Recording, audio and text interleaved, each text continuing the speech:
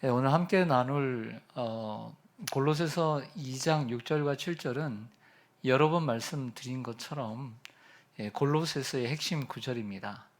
지금까지 배운 내용의 요약이기도 하고 이제부터 배울 이제 사도 바울이 권면하는 내용의 주제이기도 합니다. 이런 귀한 말씀을 여러분들과 함께 나눌 수 있는 것이 큰 기쁨입니다. 세상에는 수많은 사람들이 살아가고 있습니다. 인구수로 얘기하면 몇십억? 70억이 넘는다고 하죠. 5대 양육대주에 떨어져 있는 흩어져 살아가는 사람들이 그처럼 많은 거죠. 그런데 믿음의 눈으로 볼 때 세상 사람들은 딱 두 종류의 사람밖에 없어요. 오늘 제목처럼 그리스도 예수 안에서 살아가는 인생과 예수 그리스도 밖에서 살아가는 인생, 이 둘 중에 하나밖에 없어요. 여러분들의 가족은 어디에 속해 있는 것 같아요?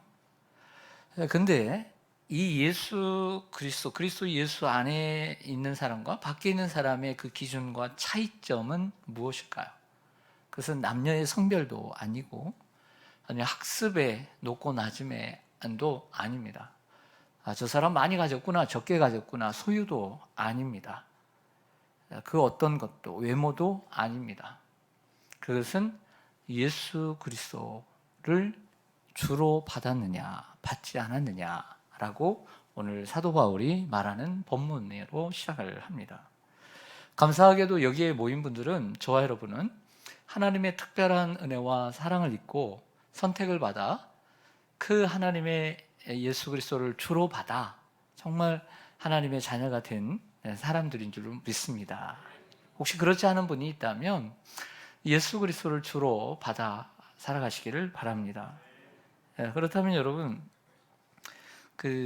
골로새 2장 6절을 먼저 한번 화면이나 성경을 통해서 한번 보시면요, 이렇게 시작합니다. 그러므로, 뭔가 결론을 짓고 요약을 하고 있습니다. 그러므로 너희가 그리스도 예수를 주로 받았으니 그 안에서 행하되 라고 얘기합니다. 여기서 주로 받았다는 것에 대해서 말씀드릴게요. 자, 우리는 1945년 8월 15일에 해방이 되었습니다. 세계사를 보니까 우리가 그 해방의 기쁨을 안고 대한독립 만세, 해방이다라고, 자유다라고 외쳤던 건 8월 16일이었대요. 8월 15일 날은 아는 사람만 알고 대부분 몰랐다는 얘기예요. 그래서 일본 사람들이 어떻게 이 한국에서 빠져나갈까? 지금 저기 광화문 앞에 있었던, 얼마까지만 있었던 그 조선 총독부, 그게 나중에까지 사라지지 않았었거든요. 90년대까지. 거기서 어떻게 살아남을까? 그래서 이 민족의 지도자와 딜을 합니다. 딜을 해서 우리를 안전하게 빠져나갈 수 있게 해달라. 그러자 이 우리 민족의 책임자가, 그때는 이승만도 없었고 또 김구 선생도 없었고, 그분이 몇 가지, 5가지의 조약을 내밀어요. 이걸 지켜라.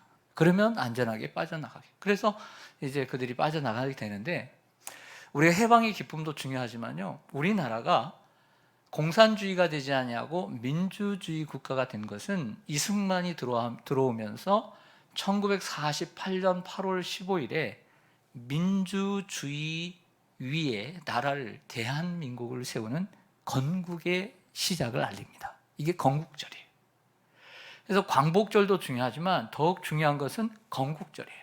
우리나라가 예를 들어서 공산주의 체제 위에 세워졌다고 생각을 해보세요. 여러분들, 우리나라가 어떻게 여기까지 올 수 있겠습니까?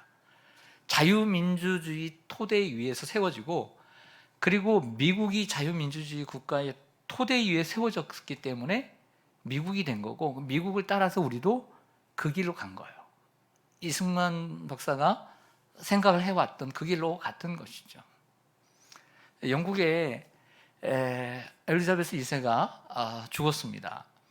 9일 동안의 애도의 기간을 갖고 있는데, 1990년대인가 우리나라를 한번 방문을 했습니다. 근데 어디를 방문한 줄 아시죠? 하회마을을 방문했습니다. 하회마을을 가면 입구에 엘리자베스 사진이 있습니다.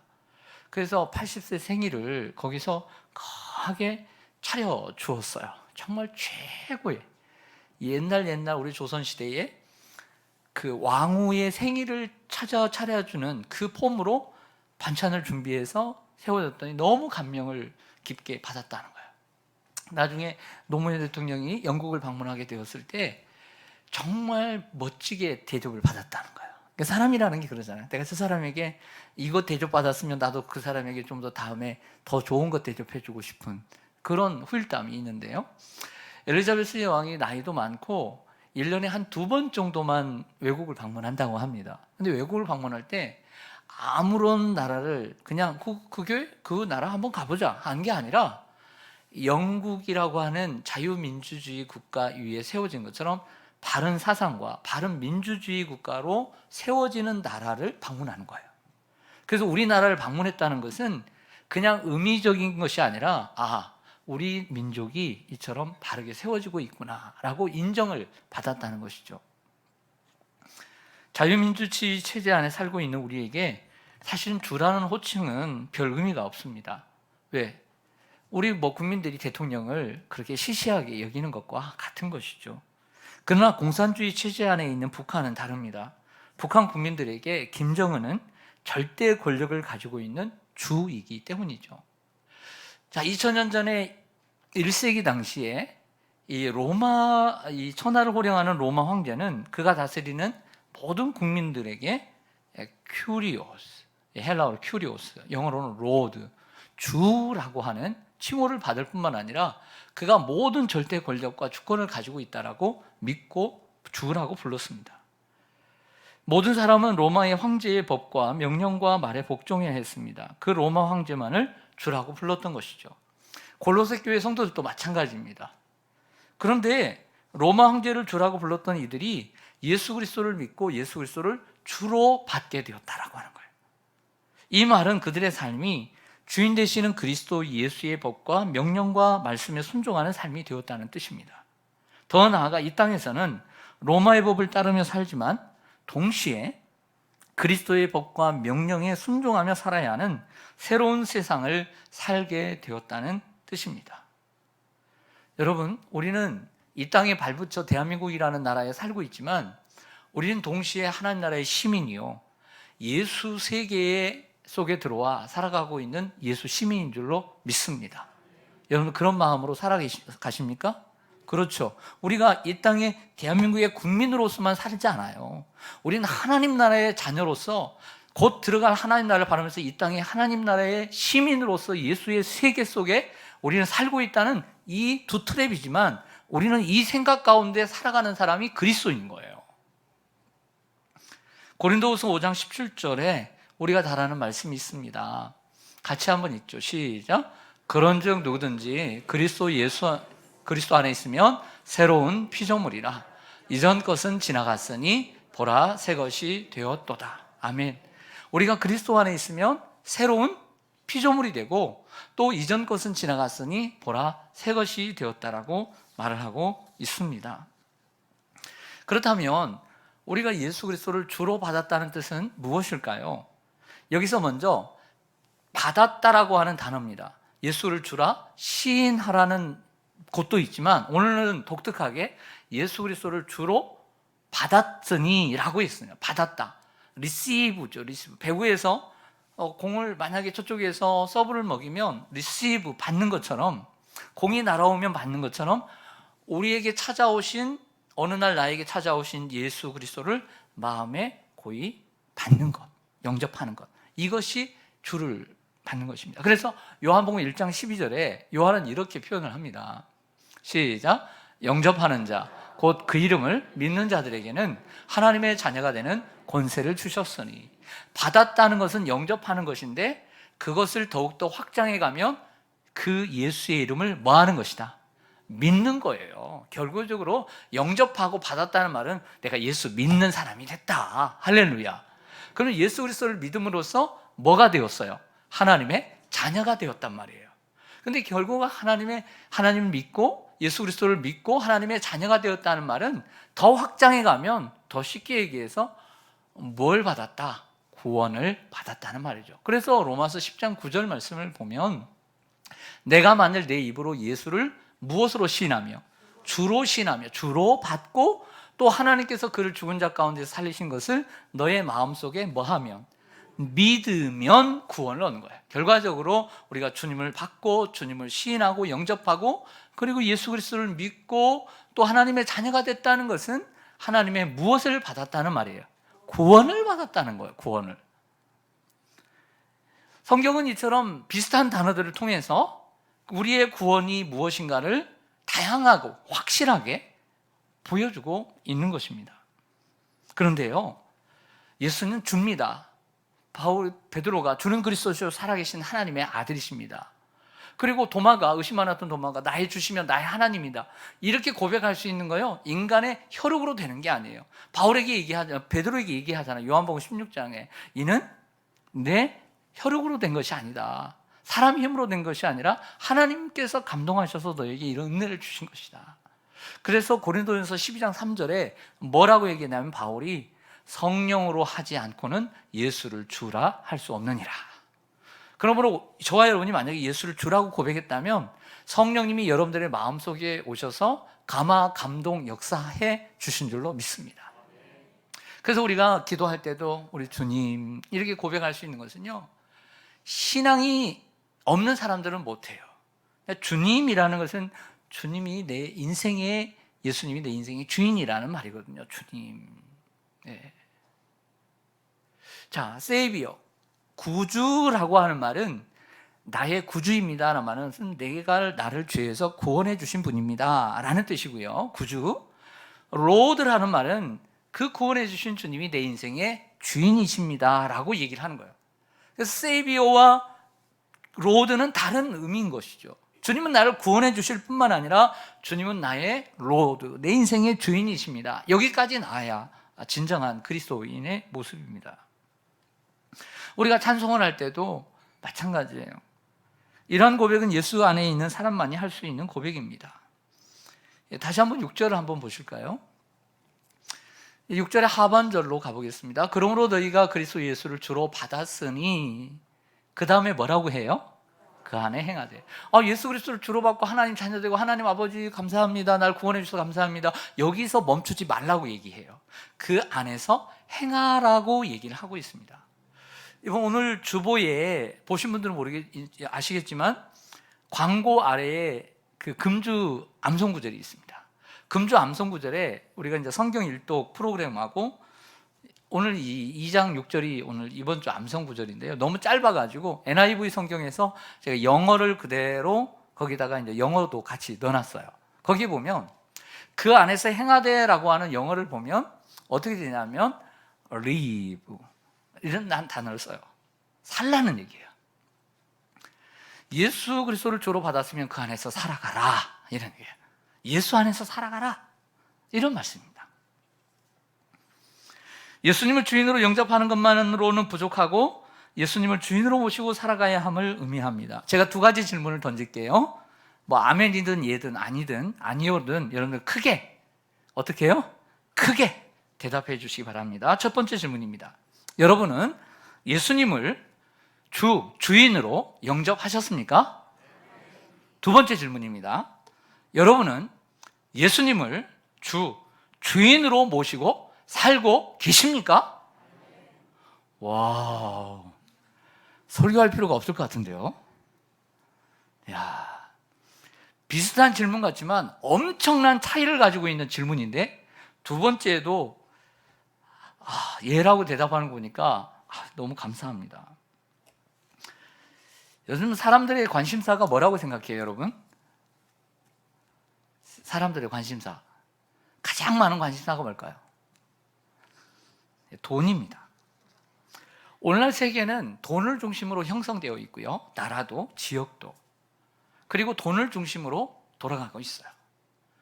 유럽 공동체가 왜 만들었습니까? 정말 잘 살아보기 위해서 돈 공동체가 된 거예요. 그래서 우리는 똑같은 통화를 사용하자는 거죠. G2, G5, G7, 이 모든 것들이 돈을 중심으로 형성되었던 것이죠. 우리나라만 해도 감사하게도 굶고 사는 국빈증이 거의 없습니다. 그런데 이런 아이들에게 꿈을 물어보면 뭐라고 했냐면 부자 되어서 돈을 많이 버는 것이 대단히 꿈이라는 거예요. 얼마나 큰 부자가 되려는지 모르지만 결과적으로 돈이 사람들의 목적과 주인이 되어 있다는 거죠. 돈을 많이 벌어 큰 집을 사고 좋은 차를 구입해 남들에게 자랑하는 것이 삶의 목적이 된 사람들이 있습니다. 어떤 사람들은 유명하게 되고 인기를 얻는 것, 성공하는 것이 삶의 목적입니다. 아이들이 유튜버가 되려고 합니다. 돈 엄청 벌거든요, 잘 되면. 아니면 꽝이지만 엄청 돈 벌어요. 연예인 되어보세요. 유명하게 되고 인기를 얻는 것을 좋아합니다. 아이들이 왜 이게 1, 2, 3등일까요? 어떤 사람들은 남들이 누리고 즐기는 것을 함께 누리고 누구보다 먼저 누리는 것이 행복이요, 좀 폼나는 인생으로 알고 살아가고 있습니다. 최수종 씨가 어떤 선전을 하더라고요. 그러면서 이 리조트에 뭘 하게 되면 1년에 9일 동안을 잘 수 있다, 원하는 때에. 그러면서 이런 얘기를 딱 한마디 하더라고요. 여러분, 폼나게 살아야죠. 세상 사람들의 아주 중요한 핵심을 찌르고 있어요. 사람들의 마음속에 이렇게 좋은 곳에 가서 하룻밤 자고 누리고 남들이 하는 거 내가 먼저 하고 남들이 하는 거 나도 하고 이렇게 살아가는 것을 폼나는 것, 아주 정확한 단어를 최수종 씨가 CF에서 사용하고 있더라고요. 폼나게 살아가는 것을 사람들은 인생의 목적으로 알아요. 그래서 남들이 누리는 것을 누리지 못하면 인싸가 되지 못하고 마치 자신이 불행하다고 느끼는 잘못된 생각에 사로잡혀 살아가는 사람들이 얼마나 많은지 모릅니다. 분명 이 모든 세상의 것들은 하나님이 우리에게 보고 즐기도록 주신 거 맞습니다. 다스려야 합니다. 하지만 그것이 우리의 인생의 목적이 되어서는 안 된다는 거죠. 여러분들이 이 주일날 또 어제고제 또 주일을 마치고 어딘가를 가실 수 있습니다. 좋은 것을 누리고 나눌 수 있습니다. 그러나 바라는 것은 그것을 누리고 여러분들이 먹고 누릴 수 있지만 그것이 여러분들의 삶의 목적이 되도록 해서는 안 된다는 거예요.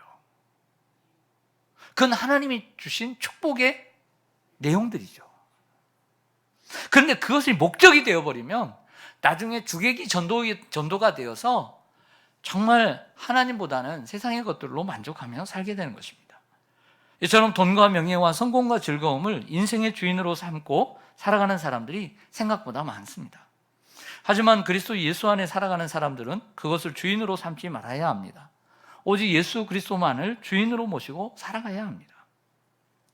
사도 바울은 계속해서 예수 그리스도를 주로 모시고 살아가는 사람들은 그 안에서 살아가되 이렇게 살아가야 될 거라고 권면을 하는 내용이 오늘 다음 절인 7절에 나와 있습니다. 7절 상반절을 한번 보실까요? 여러분 성경 7절 상반절을 보시면 그 안에 무엇을 박으며 뿌리를 박으며 무엇을 받아 세움을 받아. 그렇습니다. 먼저는 예수 안에 심겨진 나무처럼 그 안에서 뿌리를 내리고 또 세움을 받으라고 권면합니다. 그리스도인은 그리스도라고 하는 비옥한 토양 위에 심겨진 사람들입니다.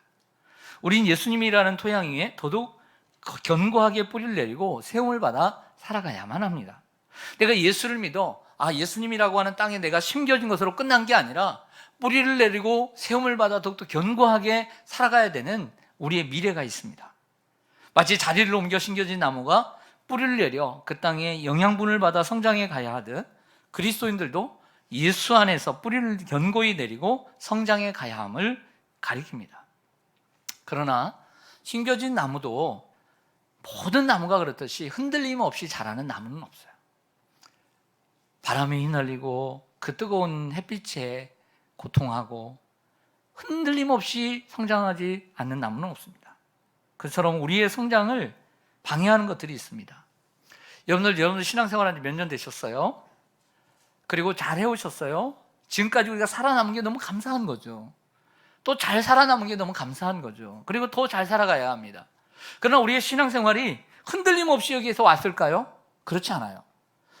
그것을 두 가지 측면에서 말씀드릴게요. 하나는 개인적인 영역에서 우리를 방해하는 것들, 하나는 사회적인 영역에서 우리를 방해하는 것들을 제가 정리해 봤습니다. 여러분 공통점이 있을 수는 있고 또 없을 수 있어요. 첫 번째는 개인적으로는 가정입니다. 가정의 경제 또 다른 종교로 인해서 그 가정 속에서 신앙생활하면서 우리는 거기서 부대끼고 고통하며 우리의 신앙을 이어왔어요. 가정 경제의 어려움이라든지 아니면 다른 종교로 인해서 박해를 받는 이런 부분들. 또 하나는 우리의 신앙생활을 힘들게 했던 것은 개인적인 성격이에요. 우리의 성격이 모나기도 하고 튀기도 하고, 그래서 우리의 성격 때문에 우리 신앙생활을 잘 하지 못하고, 어떤 사람은 너무나 외향적이고 어떤 사람은 너무 내향적이어서, 또 어떤 것은 인간관계예요. 교회라는 곳을 꼭 나와야 신앙생활을 한다는데 교회 가니까 여기 가서 치고 저기 가서 치고, 그래서 이 교회도 한번 다녀보고 저 교회도 다녀보고 그러다가 이러면 안 되겠다 하고 지그시 시온산교회에 자리를 잡고 여기까지 온 것이 감사한 거예요. 할렐루야. 인간관계예요. 또 환경이고. 그래서 여러분도 어려움이 있어도요, 여러분 가정이라는 어려운 환경을 잘 극복해 가야 돼요. 그래야 신앙이 잘 자랄 수 있어요. 정말 자신의 부족한 성격도 하나님께 맡기며 고쳐나갈 때 우리는 더욱더 크고 견고한 나무가 될 수 있습니다. 자, 사회적으로는요, 이것도 무시할 수 없어요. 우리가 크게 다가오진 않지만 우리가 거기에 지배를 받고 있어요. 그것은 우리 한국적인 풍토예요. 먼저는 유교적인 가치관이에요. 500년 동안 유교를 섬겼던 이 민족이 기독교가 들어오면서 유교와 기독교가 섞여졌어요. 박윤선 박사님이라고 하는 아주 유명하고 존경받는, 또 주석까지 쓰신 목사님이 있습니다. 근데 그분의 딸이 유학을 하고 음악을 배우고 나중에 덴버에서 신학을 해서 50이 다던 나이에 목사 안수를 받았어요. 그런데 책을 하나 펴냈는데 목사의 딸이라는 책을 펴냈어요. 그 한국 사람들이, 목사님들이 그렇게 존경하는 박윤선 박사님, 그 목사님을 가정 아픈 그 가정사를 들춰내버렸어요. 저도 같은 목사로서 남의 얘기처럼 생각하고 읽지 않았습니다. 그러나 제가 거기서 느꼈던 건 뭐냐면, 박윤선 박사님도 너무나 정말 훌륭한 목사님이시지만 20세기 초에 한국이라는 문화 속에 때로는 혜택도 받았지만 피해를 입은 피해자다. 즉 유교적 기독교, 마치 아버지가 내가 먹고 내가 벌어서 내가 살리니까 나한테 복종해 라고 하는 가부장적인 이러한 아버지의 모습처럼 신앙생활을 주님과 같은 섬김의 모습으로 살아가지 못하고, 비움의 모습으로 살아가지 못하고 유교적 기독교를 만들어가 버려요. 이런 모습들이 바로 우리 속에 남아있는 거죠. 또 하나는 샤머니즘, 무속신앙입니다. 저희 어머니도 그렇게 피곤한데도 예수 믿기 전에 불 때는 세계가 있거든요. 근데 거기에 아예 딱 받침을 만들어 놨어요. 뭘 올려놓으려고? 정한수 올려놓으려고.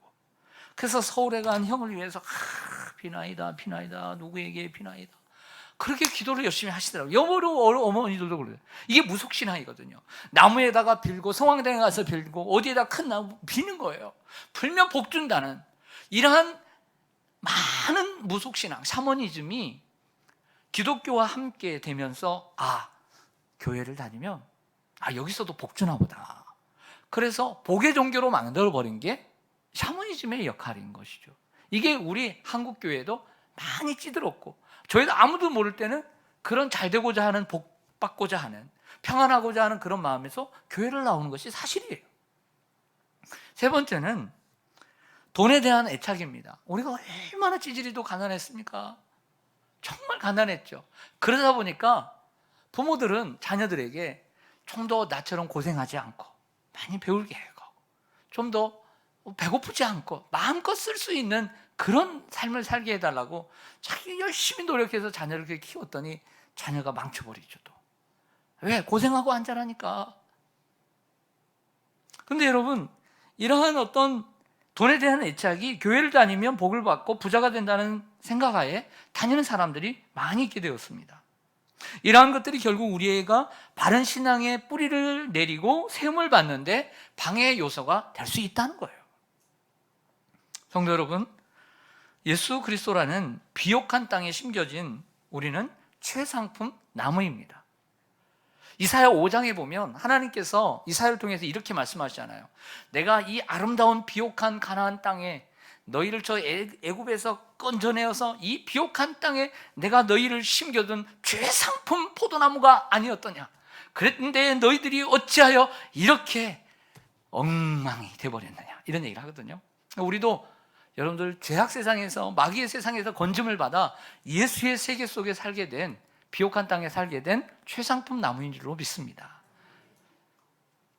제가 그 농사를 잘 못 져요. 농사꾼의 아들인데도 저 보니까 제가 농사를 잘 못 진다는 생각했어요. 그래서 요만한 곳에 채소를 이렇게 고추를 심고 그 상추를 심었는데 바람도 필요하고 햇빛도 필요한데요, 가장 오래 가뭄이 들어가지고 많이 열매가 없잖아요. 좋지가 않아요. 근데 그래도 가장 중요한 건요, 그래도 잘 되는 게 뭐냐면 땅이에요. 땅만 제대로 영양분이 있으면요, 날씨가 좀 그래도요 잘 자랄 수 있습니다. 우리는 이미 예수라고 하는 비옥한 땅에 많은 영양분이 그곳에 있습니다. 우리가 지난주에 배운 것처럼 지혜와 지식의 모든 보화가 예수 안에 있습니다. 그런데 우리는 그 안에서 성장해 가면 모두 부족한 것이 없이 잘 자라서 잎을 내고 꽃을 피워서 열매를 맺을 수 있음에도 불구하고 자꾸 남의 땅을 바라보는 사람처럼 우리는 살아가고 있다는 거죠. 그리스도인들이. 나는 이미 예수에게 심겨져서 이미 조금도 부족함이 없는 비옥한 땅에서 그가 우리에게 주는, 예수가 우리에게 주는 영양분을 받으면 충분한데도 불구하고 혹이라도 다른 데 뭐 없나, 다른 데 더 좋은 거 없나 쳐다보는 그런 사람처럼 살아가고 있는 것이 저와 여러분들의 모습은 아닌가, 이 시대의 그리스도인의 모습이 아닌가. 그래서 이것도 아닌 저것도 아닌 그런 열매를 맺는 거예요. 어제도 집사람하고 저기 안산에 누님댁에 갔다 오면서 그 가시나무가 많더라고요. 야, 이렇게 가시나무가 많지? 그랬어요. 그랬더니 원래 많아. 그래, 원래 많아. 한국에 가시나무가 많대요. 그래서 내가 그랬어요. 아, 그래, 맞아. 가시나무가 많다는 걸 언제 알까? 내가 질문을 했죠. 그랬더니 답을 내더라고요. 꽃을 피울 때. 모르지만 5월 달에 아카시아 꽃, 그 아카시아 꽃이 쫙 필 때요, 고속도로를 달려보세요. 야, 우리나라에 가시나무가 이렇게 많구나. 그래서 제가 한마디 했죠. 열매로 알리라. 무슨 말인지 잘 몰라요? 네. 열매로 하는 거예요. 열매로. 그 나무를 열매로. 예수님이 말씀하신 것처럼. 요한복음 15장 포도나무의 비유와 같이 그리스도 안에 거해야 할 줄로 믿습니다. 이 말은 예수 그리스도로부터 오는 모든 자양분을 받아서 살아야 돼요. 그러기 위해서 중요한 것은 예수 안에 거해야 된다는 거죠. 그럼 거한다라고 하는, 요한이 가르쳤던 거한다는 거 뭐냐면 예수 그리스도를 전적으로 신뢰하는 것이죠. 신뢰한다는 것은 무엇이냐? 예수 그리스도를 내 인생의 주인으로 알고 목자로 알고 그분에게 모든 것을 맡기며 살아야 한다는 것입니다. 그리스도 안에 모든 지혜와 지식의 모든 보화가 있기 때문이죠. 두 번째로 성도들이 그리스도 예수 안에서 살아가도록 두 번째 권면을 합니다. 한번 7절 한번 화면을 통해서 보실까요? 그 안에 뿌리를 박으며 세움을 받아, 말씀 나눴습니다. 두 번째는 뭐냐면 교훈을 받은 대로 믿음에 굳게 서라. 이런 얘기를 합니다. 교훈을 받은 대로 믿음에 굳게 서라. 골로새 성도들은요, 1장에 나와 있는 것처럼 에바브라라고 하는 사람이 어딘가에 복음을 듣고 그가 전한 복음을 듣고 교훈을 받아서 믿음이 생겼습니다. 또 현재 바울은 골로새서라고 하는 편지를 통해서 그들을 교훈하고 또 그들을 교훈하고 있는 것을 보게 됩니다. 그 복음의 중심에는 그리스도가 있습니다. 교훈을 받는 대로 믿음에 굳게 서라. 바울이 말하는 교훈이란 복음의 내용을 가리킵니다. 이는 그들이 에바브라에게 들은 진리의 말씀입니다. 사실 우리의 믿음은 우리가 들은 복음과 진리의 말씀에 기초합니다. 제가 이렇게 말하는 단어들은요, 이미 골로새서 1장에서 사도 바울이 사용한 단어들을 제가 또 하나 인용하면서 하는 얘기지 다른 단어들을 사용하고 있지 않아요. 여러분들, 정말 많은 사람들이 전도를 받고 교회에 나와 설교를 듣고 예수를 믿어 그리스도인이 되는 것은 큰 기쁨인 줄 믿습니다. 어제도 저희 당숙 목사님이 시골에 내려가서 전화를 하셨어요. 그랬더니 다른 형님이, 저는 뭐 이렇게 이분들이 많아, 제가 이름만 들어봤지 얼굴 잘 몰라요. 그래서 저기서 나 남동이 형인데 그런 거야. 제가 원래 남자 돌림이거든요. 네, 안녕하세요. 그랬더니 제가 목사인 줄 알고 이 얘기를 나누다가 내 친구가 유통상가에서 일을 하고 있다는 거예요. 유통상가에서 일을 하고 있는데 교회를 안 다닌다고. 한번 목사님이 한번 찾아가 줬으면 좋겠다고. 그래서 그래가지고 좀 한번 동호수하고 좀 보내달라고. 그 어린 시골뛰기들이 자라서 교회에서 예수를 믿고 목사가 되고 또 장로가 되었어요. 그래서 너무 감사하죠. 내 시골 친구들, 내 형제들 어떻게든 예수 믿었으면 좋겠다. 그래서 이번에 마음을 모아가지고 단돈 10,000원씩이라도 우리가 예수 믿는 사람들끼리 모아서 우리 함께 우리 시골 교회를 살리고 우리 지역에 좀 성경들을 좀 사가지고 지역의 사람들에게 좀 돌리고 이렇게 시작을 했어요. 너무 감사하죠. 그런데 여러분, 예수를 믿고 구원받은 것은 참 좋은 일입니다. 그런데 생활하는 것을 보면 너무나도 세상적일 때가 많습니다. 겉으로는 하나님 믿고 살아간다고 말을 하지만 실상은 하나님보다 돈을 더 의지하고 하나님보다 사람을 더 사랑합니다. 말로는 하나님의 영광을 위해서 산다고 하지만 실상은 자신의 성공과 행복을 위해 헌신하고 매진합니다. 그래서 예수님을 높이고 자랑하는 삶보다 자신의 성공과 누리는 행복을 자랑하며 사는 그리스도인들이 적지 않습니다. 그러나 더더욱 안타까운 사실은 이렇게 살아가는 사람들이 기하급수적으로 더 많아지고 있다는 것입니다. 저와 여러분들이 이런 그리스도인으로 전락하고 있지는 않는지 한번 돌아보고 경각심을 갖기를 바랍니다. 그런 경각심을 가지고 살아가는 것이 무엇이냐? 사도 바울은 이렇게 얘기합니다. 믿음에 굳게 서는 것이다.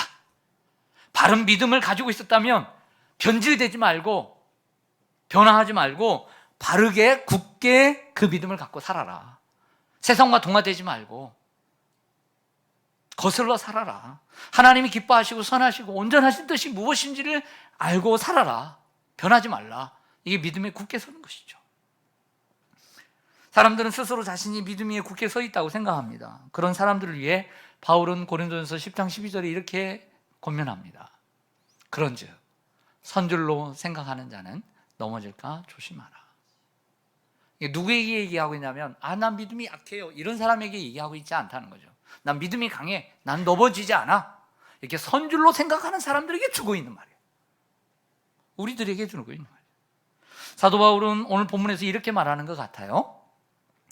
골로새서 교회 성도들이여, 여러분은 에바브라에게 복음 곧 진리의 말씀을 듣고 그리스도를 주로 받았습니다. 그러면 그 안에서 살아가야 합니다. 그 교훈과 가르침을 받은 대로 견고하게 살아가십시오. 여러분의 삶이 믿음의 내용이 되고 믿음의 내용이 여러분들의 삶 속에 살아 활동력 있게 하십시오. 믿음에 굳게 서서 딴 길로 가거나 교묘한 말에 현혹되지 마십시오. 계속 예수 안에서 흘러나오는 충만한 영양분을 받아 성장해 가십시오. 할렐루야. 여러분들 되시기를 소망합니다. 결과적으로 성장해 가라는 거야, 건강하게.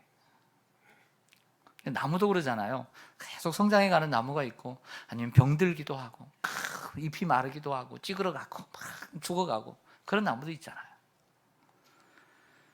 만약에 나무로 표현한다면 저와 여러분은 어떤 나무 같아요? 계속 무성하게 쫙 자라는 나무 같아요? 아니면 여기저기 병들어 있는 나무 같아요? 아니면 다 말라가고 있는 나무 같아요? 이것은 나이와 상관없습니다. 이건 나이와 상관이 없는 거예요. 네, 마지막으로 사도 바울은 권면을 합니다. 오늘 7절 한번 같이 읽어볼까요? 네, 7절 성경 시작. 그 안에 뿌리를 박으며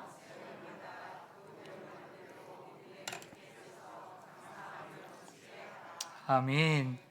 마지막입니다. 따라서 하겠습니다. 감사함을 넘치게 하라. 왜 저는 이런 생각을 했어요. 왜 마지막에 이쯤이면 됐는데 마지막에 한마디를 막 이렇게 부언하는 것처럼 감사함을 넘치게 하라.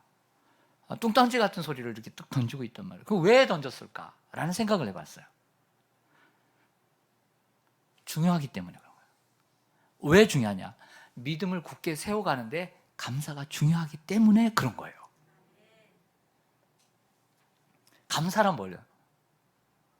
리스판스, 반응이죠. 저 어떤 사람이 나에게 대접을 해줬어요. 그런데 그 대접하는 것에 대해서 반응이죠. 그 사람의 말과 행동과 대접과 이런 것들에 대한 반응이 감사하죠. 감사합니다 라는 것은 그분이 나에게 따뜻한 말 한마디 해주고, 아니면 문자를 답변해 줄 때 감사합니다, 뭔가 반응이 감사인 거죠. 즉 감사란 하나님께서 우리에게 주신 사랑과 은혜에 대한 감사입니다. 그 하나님께서 세상의 많은 피조물 가운데 우리를 사람으로 만드셔서 하나님의 형상과 하나님의 모양으로 만들어주시고 그들을 다스릴 수 있는 권한을 주시고, 그런데 안타깝게도 우리가 타락하여 영원히 죽어야 되는 마땅한 존재이지만 그의 아들을, 그것도 하나밖에 없는 아들을 우리에게 선물로 주신 것에 대한 감사. 요한복음, 아니 로마서 8장 32절 말처럼 그 아들을 아끼지 아니하고 우리에게 주시니가 어찌 모든 것을 너에게 주시지 않겠느냐. 그 아들뿐만 아니라 모든 것을 주시고자 하는 그 하나님에 대한 감사. 우리는 이런 하나님께 할 수 있는 것은 오직 감사와 찬양밖에 없는 줄로 믿습니다.